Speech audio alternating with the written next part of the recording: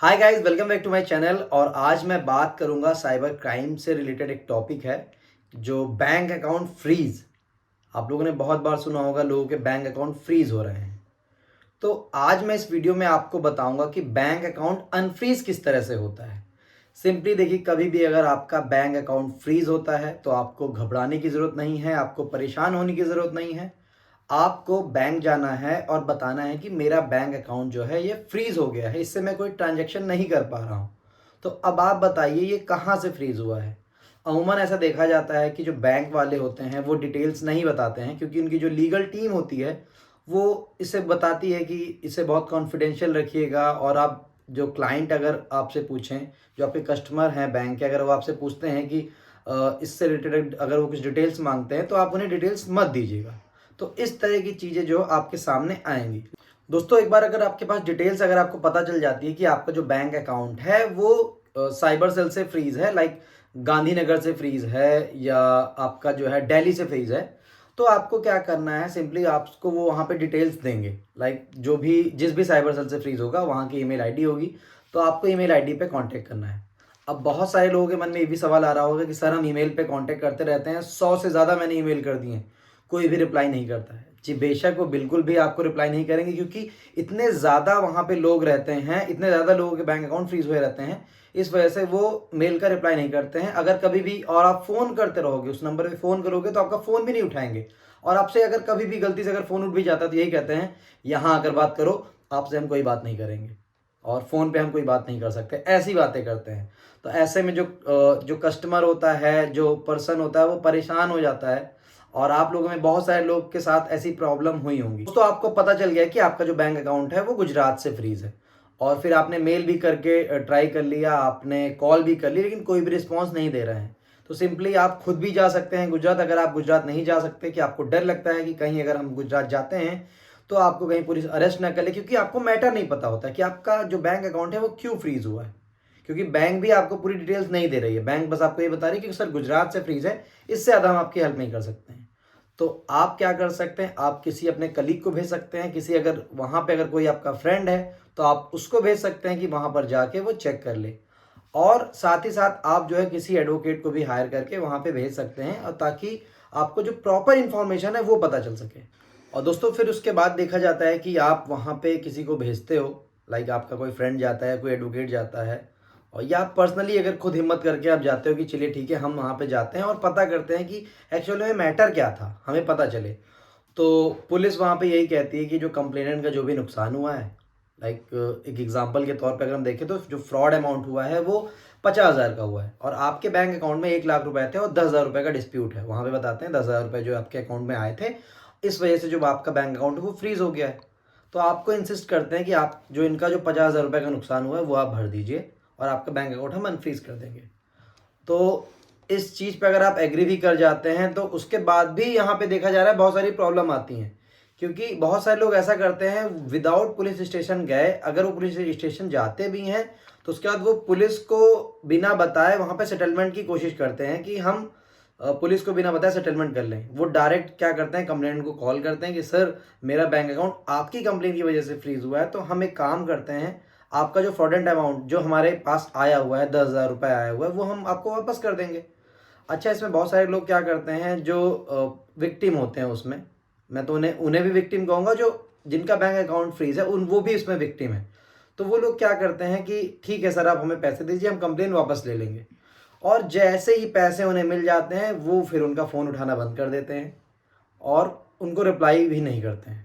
तो bank account freeze का जो ये सिस्टम है, इस पे बहुत ज़्यादा धांधली हो रही है। लोग जानबूझकर आपके ऊपर कंप्लेन कर देते हैं कभी कभी।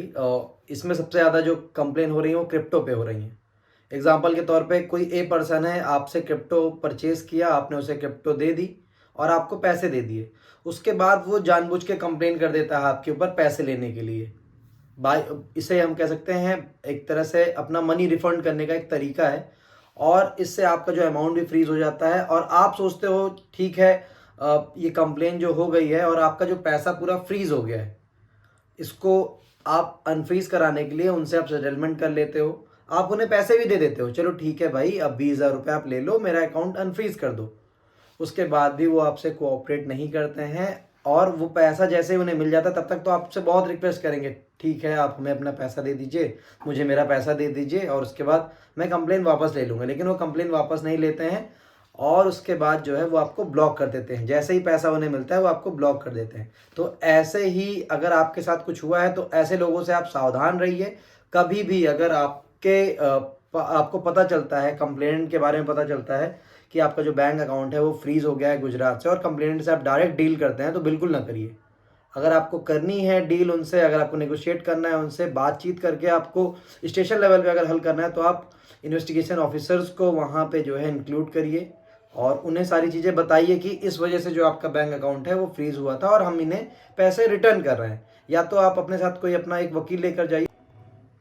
दोस्तों, जैसा कि अभी हमने बताया कि आप कभी भी अगर सेटलमेंट करते हैं तो पुलिस स्टेशन में इन्वेस्टिगेशन ऑफिसर या अपने साथ एक कोई एडवोकेट लेकर जाइए और उनके सामने ही जो है ये पूरा जो सेटलमेंट का जो प्रोसेस है वो वहाँ पर आप करें। कभी भी ऐसा ना सोचें कि पुलिस वालों के डर से या पुलिस वाले, आप ये सोचोगे पुलिस वाले पैसे ले लेंगे, इस वजह से हम बाहर ही सेटलमेंट कर लेते हैं और कंप्लेनेंट को पैसे दे देंगे और वो कंप्लेंट विड्रॉ कर लेगा। ऐसे में बहुत सारे लोग जो है धांधली कर रहे हैं और फ्रॉड करते हैं और पैसा भी ले लेते हैं और कंप्लेंट भी विड्रॉ नहीं करते हैं। तो आप इन सब चीज़ों से बचिए। दोस्तों, बैंक अकाउंट जो फ्रीज आज के टाइम पे हो रहे हैं, आज से 1.5 साल पहले बहुत सारे लोग क्रिप्टो ट्रेडिंग करते थे, बैटिंग करते थे, तब इतने बैंक अकाउंट फ्रीज नहीं होते थे। लेकिन इतना ज़्यादा इसमें फ्रॉड हो चुका है, इतने ज़्यादा लोग फ्रॉडस्टर इसका फ़ायदा उठा रहे हैं, जो स्कैमर है इसका फ़ायदा उठा रहे हैं। वो क्या करते हैं, सिंपली किसी के साथ फ्रॉड किया और क्रिप्टो परचेज कर लिया। उसके बाद वो क्रिप्टो किसी ऐसे इंसान को भेज दिया जिसको पता ही नहीं इसके बारे में, कि वो तो सोच रहा है कि हमें थोड़े बहुत पैसे इन्वेस्ट करने हैं ताकि एक साइड इनकम हो सके। उस साइड इनकम के चक्कर में उसका जो मूलधन है, जो प्रिंसिपल अमाउंट है, वो भी बेचारे का चला जाता है। लाइक 1-2 लाख रुपए उसके अकाउंट में है और उसने 10,000 रुपए की क्रिप्टो सेल की किसी को, थोड़े बहुत पैसे अर्न किए थे और वो सारे पैसे फ्रीज हो गए। तो प्लीज़ आप लोगों से रिक्वेस्ट है कि अगर आप लोग क्रिप्टो ट्रेडिंग कर रहे हैं तो बिल्कुल भी ना करें, क्योंकि अपने इंडिया में क्रिप्टो ट्रेडिंग करना बेवकूफ़ी है। मैं तो यही समझता हूँ, अगर आप क्रिप्टो ट्रेडिंग करते हैं तो आप बेवकूफ़ी कर रहे हैं। यहाँ पे क्रिप्टो ट्रेडिंग करने लायक है ही नहीं। और बैटिंग और गैम्बलिंग तो भूल से ही मत करिए, क्योंकि मैंने देखा है बहुत सारे बड़े बड़े सेलिब्रिटीज़ जो है इसका एडवर्टीजमेंट करते हैं।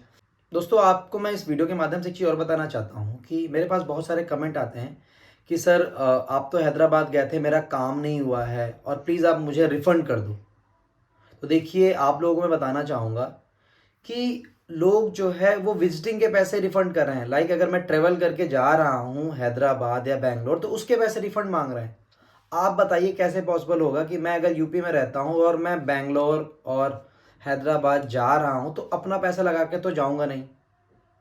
क्लाइंट का काम है तो उन्हीं के पैसों से मैं जाऊँगा। और उसके बाद मैंने वहाँ पे बात की और स्टेशन लेवल पे काम नहीं हो पाया। उसके बाद वो कहते नहीं, मुझे पैसे रिफ़ंड दे दो।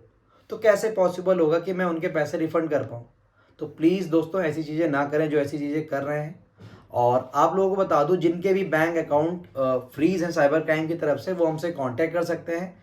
मैं पूरी कोशिश करूंगा कि उनका बैंक अकाउंट जो है अनफ्रीज़ करा दूं।